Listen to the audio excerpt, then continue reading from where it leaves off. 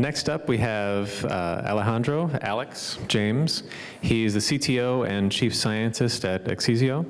They focus on big data for predictive analytics in healthcare to tackle disease at a worldwide scale. They use artificial intelligence to collect and analyze data to track and predict disease in ways that have never been done before. Prior to joining them, Alex was CTO at AI Cure, and prior to that, he was the director of research and video product at Yahoo, where he led research and contributions to Yahoo's video products, managing scientists in New York City, Sunnyvale, Bangalore, and Barcelona. Welcome. Thanks for joining us. Thank you. So thanks for the invitation. I'm very happy to be here. And thanks everyone for coming back from the break. I know it's very enticing to stay and have more coffee and chat. So I'm fairly new to healthcare. I've been doing healthcare for a little more than a year now. And so my background is more technical. Like I spent a number of years at Yahoo and other large companies like Fuji Xerox and Telefonica and so on and so forth. So I have a kind of different perspective on healthcare, and that's part of what I want to share with you. And I want to talk about how I think healthcare will change in the next few years, and specifically what we're doing at Exesio to that regard. So healthcare, and this is pretty interesting. If you think about it, it's really based on data and models. So in many ways, it's kind of the quintessential example of machine learning, right? You go to a doctor, and in a typical visit, they collect data, and then they match your data to a mental model that they have, right? They make a diagnosis, and then there's action. And so it's pretty much a classification problem. And I'm not trying to downgrade the medical profession, because a big part of that is the human touch and the human interaction, and that's really, really, really important. At the same time, it's pretty obvious that the healthcare system in most countries is completely broken. There's just overwhelming demand, not enough supply. Doctors are overwhelmed. They see you and they want to get you out of there as quickly as possible. It's really, really hard for them. And then you have, insurance companies on one side, pharmaceutical companies. It's a very, very complex system. And at the end of the day, it's really, if you look at the problem from this point of view, it's a machine learning problem. And what doctors do, for the most part, in their training over many, many years, is collect data and refine those models, right? That's essentially a big part of the medical profession. And so I have this video which I like a lot on, and I'm just wondering if this relates in any way to data in healthcare. Let's see.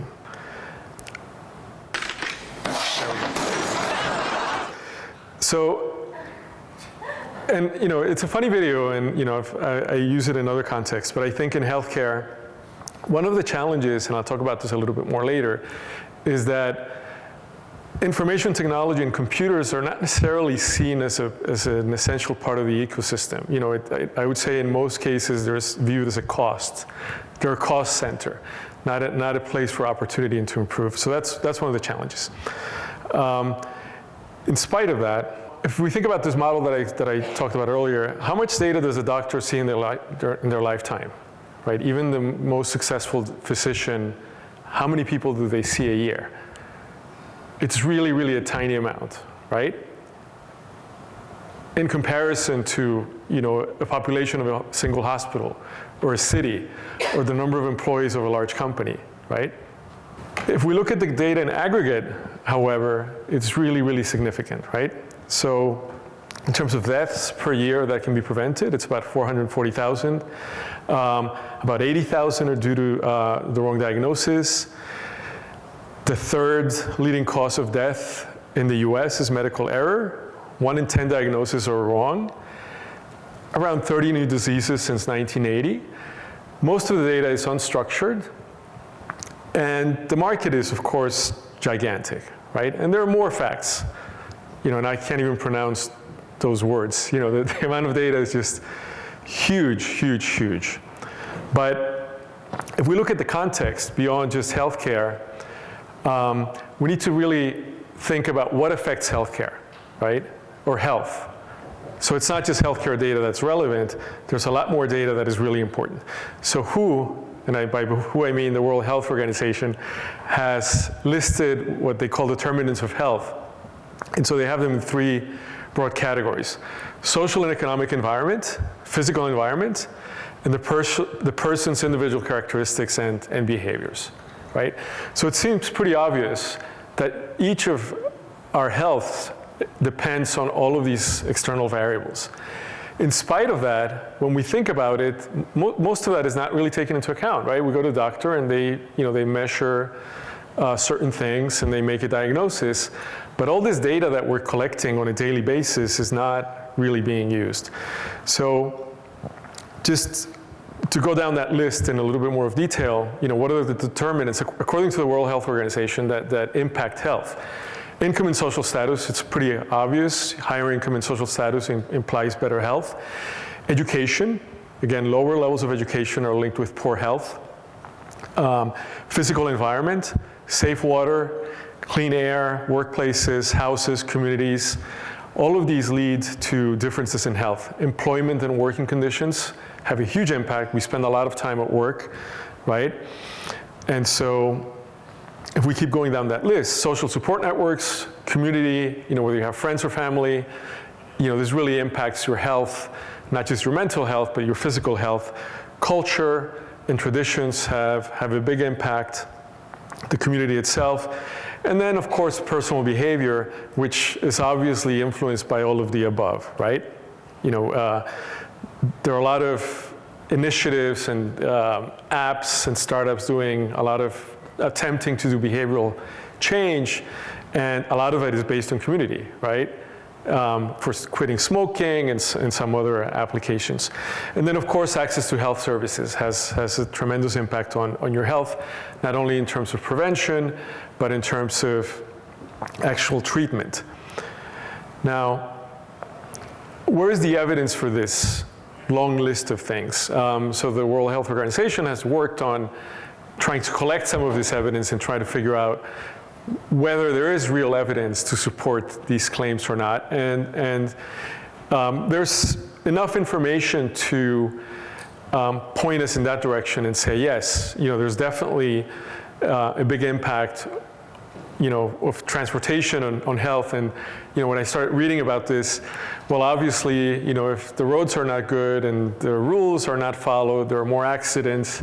And so that's a pretty basic example of where transportation itself has an impact on your health. If you're commuting 2 hours a day, and you're driving in heavy traffic, that clearly has an impact on your mental health. The food that we eat has a big impact, which is why certain diseases happen in certain regions and not in other regions, or there's more incidence in one region than other regions.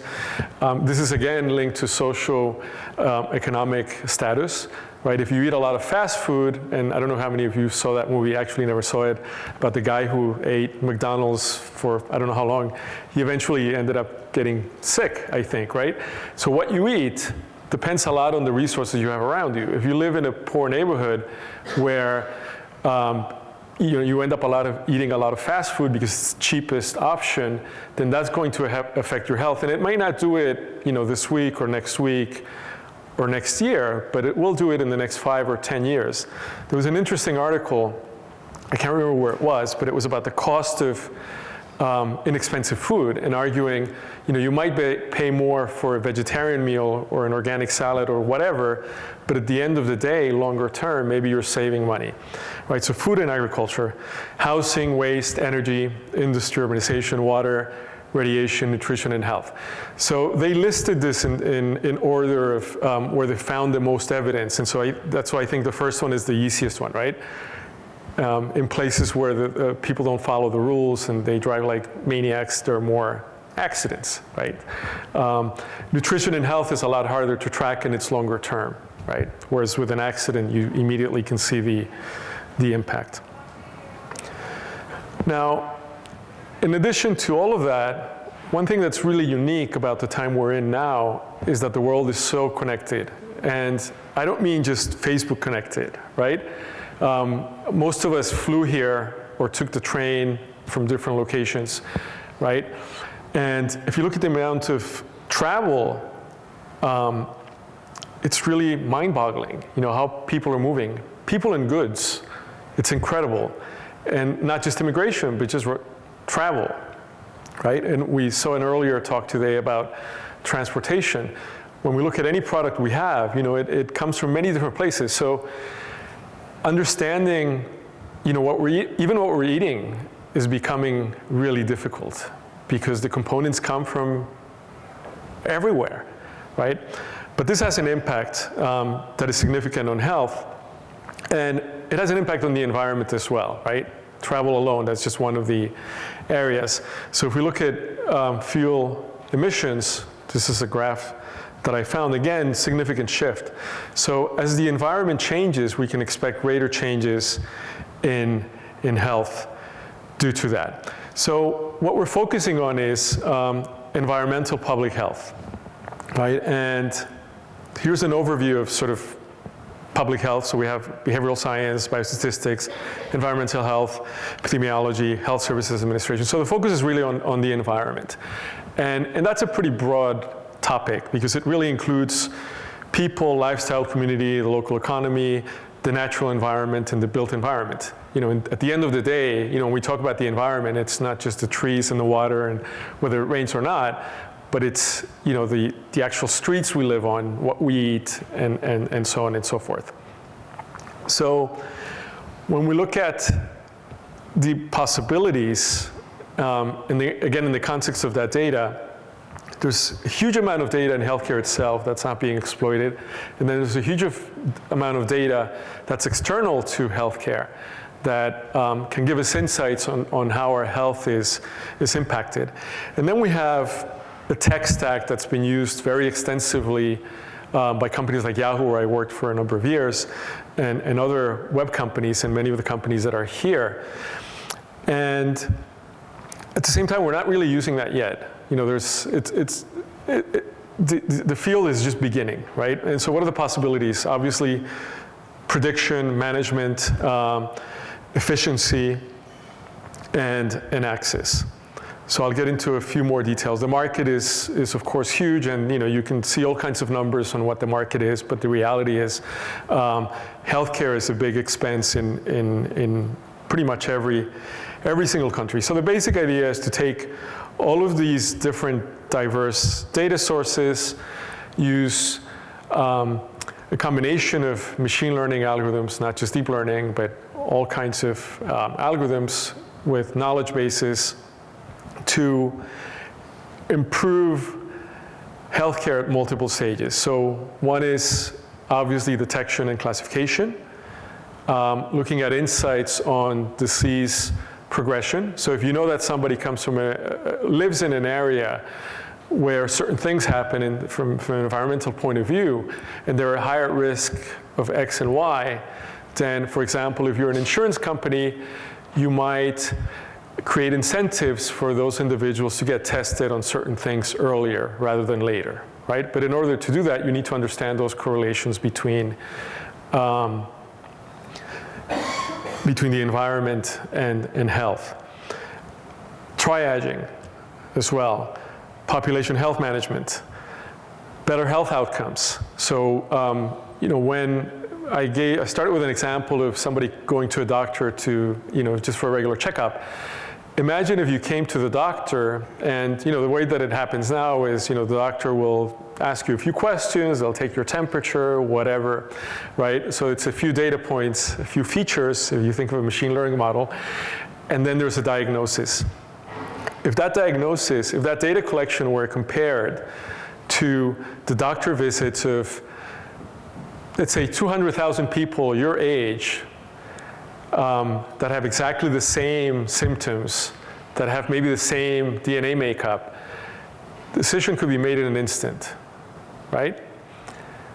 The doctor's role in that particular case, if there's even a need to see a doctor, and I'm not saying that technology would replace doctors, would then shift to not the 95% of the cases that are easy, where we can use computation to make the diagnosis, but maybe to that 5% that is much more complex and more difficult, and where there's something is not right, and maybe the doctor can see it because they have a lot of experience. And this would completely shift the healthcare model so that doctors can focus on the more important and the more difficult cases and make the process itself more efficient, more cost effective, bringing better health outcomes and savings for everyone, governments, insurance companies, and individuals, obviously. So when you go into the details, clearly, there's a huge amount of data, and it's really spread out all over the place. And this is a very complex graph, and I don't expect anyone to actually, go through all of the details. But there's so many different sources of data. So there's structured data, unstructured data.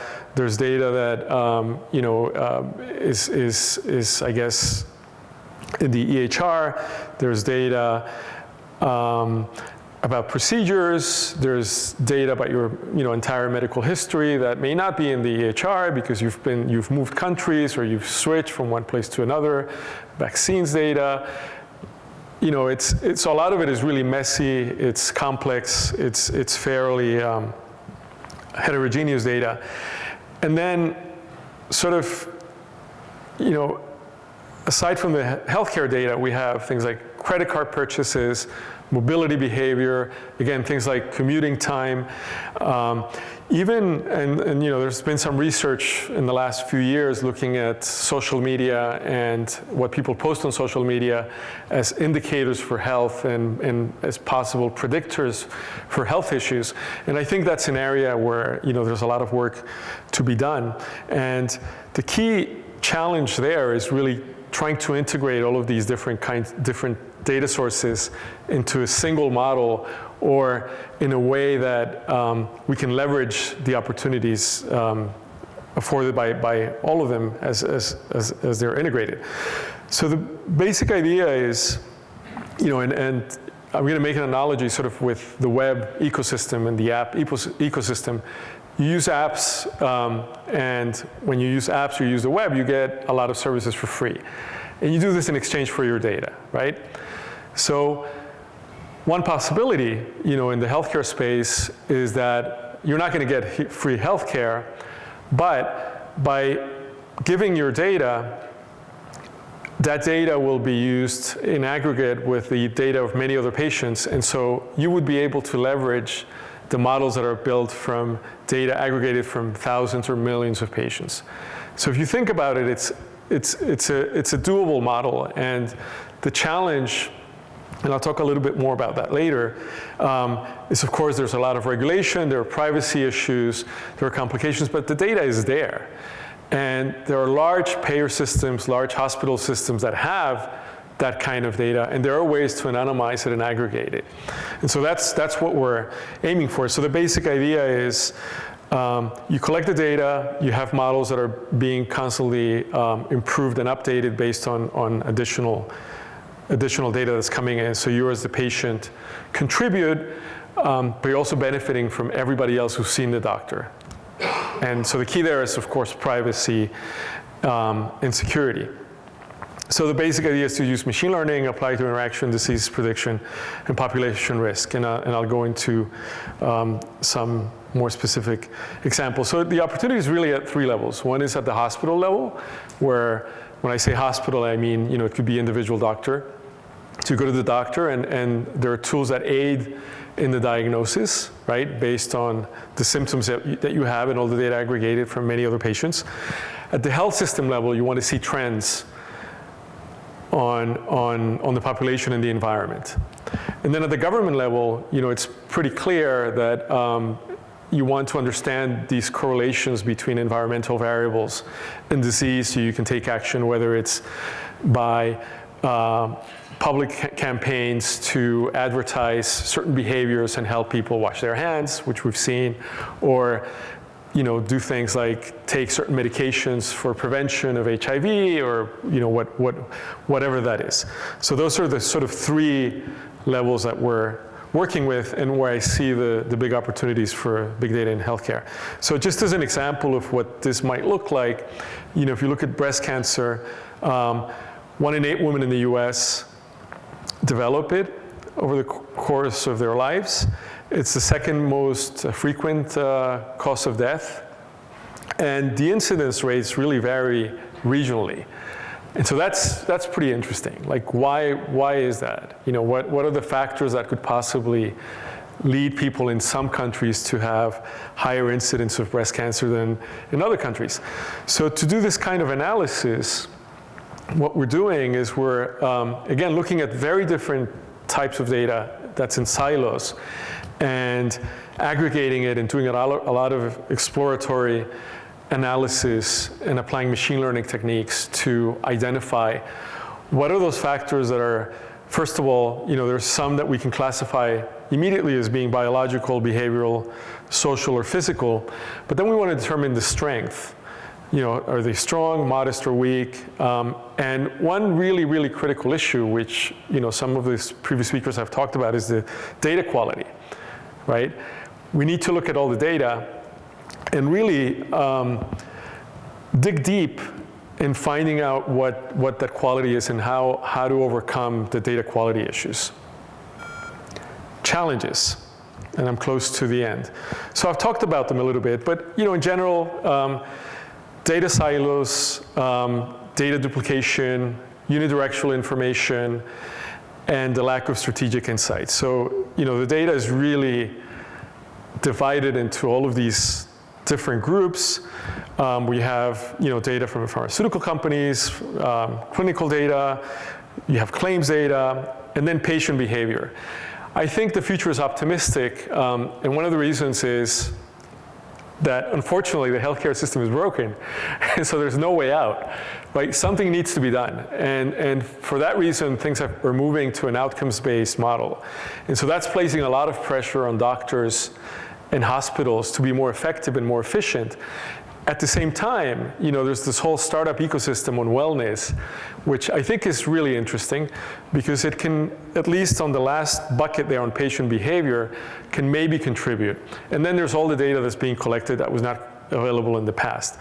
Now, one of the challenges that I think we still have, and I'll play another funny video to wake people up, is, as I said before, computers are still annoying. And they're extremely frustrating, you know, and I think when you talk to doctors, I think that's enough, you get the point.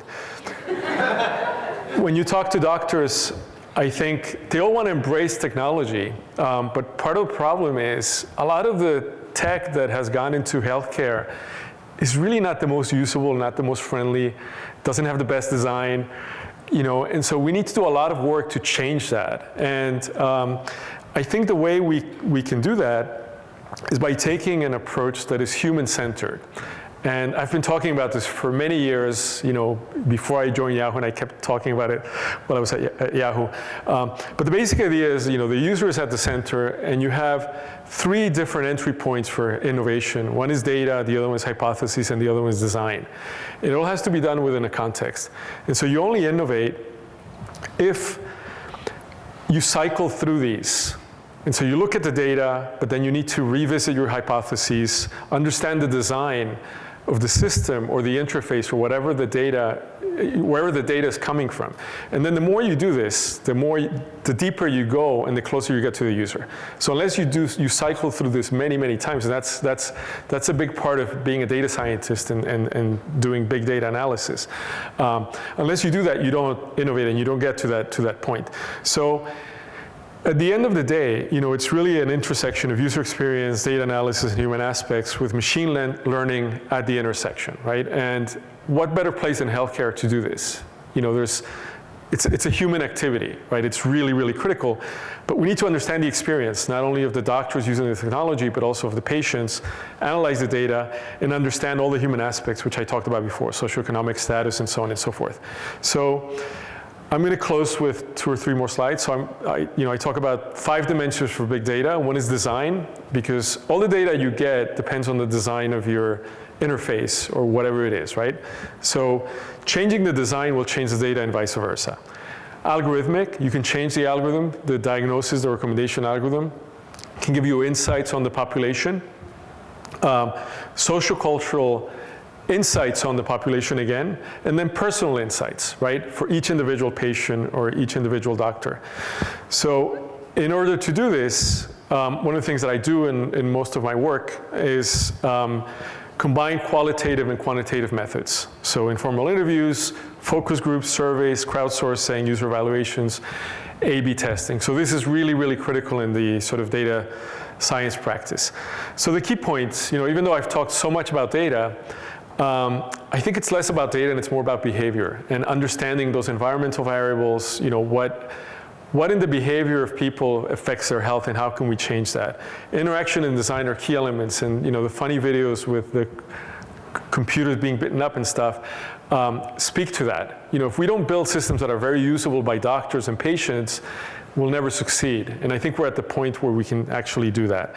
And so in order to do all of this, it's key to segment, experiment, iterate, and innovate within a specific context. So data science must be strategic, top-down, exploratory, bottom-up, have the right metrics.